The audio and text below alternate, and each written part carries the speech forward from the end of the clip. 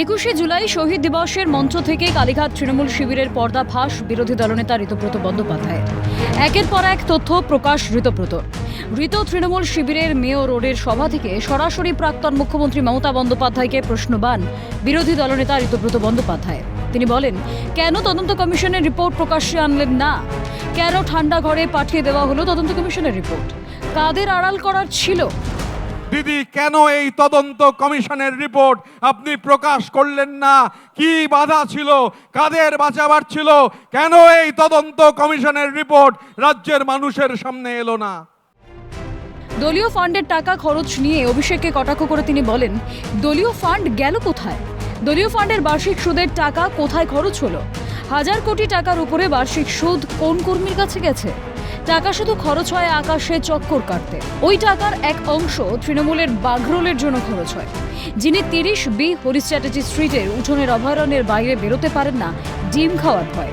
এই যে পার্টির এত টাকা, এই টাকা গেল কোথায়? 1000 কোটি টাকার ওপর তো বার্ষিক সুদ, বছরে খালি যে সুদ পাওয়া যায় তার পরিমাণ 1000 কোটি টাকার ওপর। কোন কর্মীর কাছে এই টাকা গেছে? যদি হিম্মত থাকে প্রকাশ্যে শ্বেতপত্র টাঙিয়ে বলুন যে কোন কর্মী এই 1000 কোটি টাকার বেশি যে সুদ আছে সেই টাকা তাদের কাছে পৌঁছেছে। টাকা খালি ব্যবহার হয় আকাশে চক্কর কাটতে। তৃণমূলের 4 টাকার 1 টাকা ওই বাগরোলের জন্য খরচ হয়, যিনি 30B হরিশ চ্যাটার্জি স্ট্রিটের উঠোনের অভয়ারণ্যের বাইরে থেকে আর বেরোতে পারেন না ডিম খাওয়ার ভয়ে। পাশাপাশি তিনি বলেন, 160 কোটি টাকা পার্টির অ্যাকাউন্ট থেকে তোলা হয়। একটি বিমান ও হেলিকপ্টার কেনা হয় ওই টাকা দিয়ে। সেখানেও বড় দুর্নীতি হয়েছে।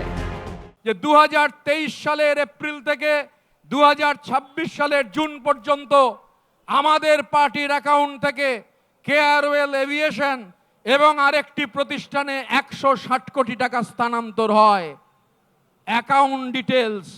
তারপর এই 160 কোটি টাকা কেন স্থানান্তর হলো?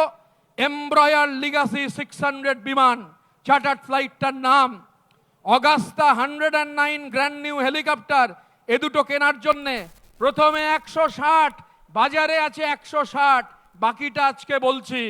তারপর 2023 থেকে 26-এর মধ্যে আরেকটা প্রতিষ্ঠানে 82.96 কোটি টাকা, মানে 83 কোটি টাকা ট্রান্সফার হলো।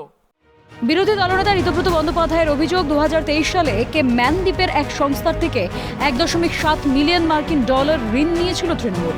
এই টাকা খরচ হলো কোথায়? দলের কর্মীদের জন্য খরচ হলো না কেন?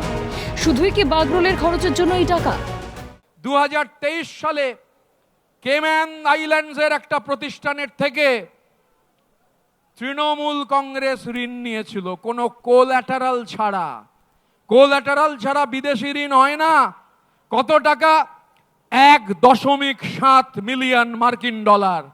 1.7 মিলিয়ন মার্কিন ডলার ঋণ এলো। তাহলে দিদি, এ টাকা কার? এ দিদি কি প্রাইভেট লিমিটেড কোম্পানির টাকা? এই টাকা কি শুধু বাগরোলের জন্য খরচ হবে? এছাড়াও ডায়মন্ড হারবার ক্লাব নিয়েও প্রশ্ন তোলেন বিরোধী দলনেতা ঋতব্রত বন্দ্যোপাধ্যায়। তিনি বলেন, ডায়মন্ড হারবার ক্লাবের সঙ্গে কেরালার কি সম্পর্ক? ডায়মন্ড হারবার ফুটবল ক্লাবের কেরালায় কি সম্পর্ক? কেরালার রাজনৈতিক নেতাদের সঙ্গে ডায়মন্ড হারবার ফুটবল ক্লাবের কি সম্পর্ক? কেরালার ভারাকালায়, কেরালার পাতনামথিটায়, কেরালার বিভিন্ন জায়গায় কারা মিটিং করেছিলেন? কোন এমপি গেছিলেন? কোন একাধিক এমপি সেখানে মিটিং করতে গেছিলেন পলিটিক্যাল মিটিং এর নাম করে? কেরালা থেকেও কি টাকা, আমাদের রাজ্যের লুট হয়ে যাওয়া টাকা, সেই টাকা কি চলে গেল মধ্যপ্রাচ্যে?